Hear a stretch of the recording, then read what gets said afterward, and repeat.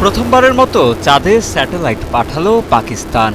৩ মে চীনের হাইনান প্রদেশ থেকে long March ৫ রকেটে উৎক্ষেপণ করা হয় চ্যাং-৬ নামের একটি নতুন মহাকাশযান। মূলত চীনের এই অভিযানের কাঁধে ভর করেই চাঁদের উদ্দেশ্যে প্রথমবার চন্দ্র উপগ্রহ পাঠিয়েছে পাকিস্তান। পাকিস্তান চাঁদের দিকে যে কৃত্রিম উপগ্রহটি পাঠিয়েছে তার নাম আইকিউব কামার। এর আগে মহাকাশে পাকিস্তান বহু কৃত্রিম উপগ্রহ পাঠালেও চাঁদের উদ্দেশ্যে কোনো কৃত্রিম উপগ্রহ পাঠাতে পারেনি তারা। চীনের সহায়তায় দেশটির অভিযানের সঙ্গে এই প্রথম সেই বিশেষ ক্ষেত্রে খাতা খুলল পাকিস্তান। পাকিস্তানের ইনস্টিটিউট অফ স্পেস টেকনোলজি দেশটির মহাকাশ গবেষণা সংস্থা সুপারকো এবং চীনের সাংহাই বিশ্ববিদ্যালয়ের সঙ্গে হাত মিলিয়ে এই কৃত্রিম উপগ্রহটি তৈরি করেছে।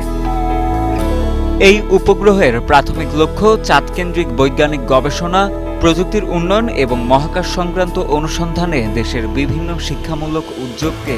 এদিকে এর আগে পাকিস্তান যেহেতু চাঁদের কাছাকাছি কোনো স্যাটেলাইট বা কৃত্রিম উপগ্রহ পাঠায়নি, তাই চাঁদের নিজস্ব কোনো ছবি নেই তাদের কাছে।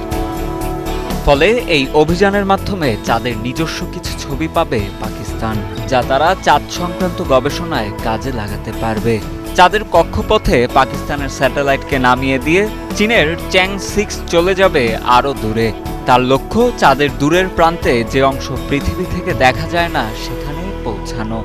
সেখানে নেমে চ্যাং-৬ চাঁদের মাটি এবং পাথর সংগ্রহ করে আনবে পৃথিবীতে। এ ধরনের চন্দ্র অভিযান গোটা বিশ্বে এই প্রথম।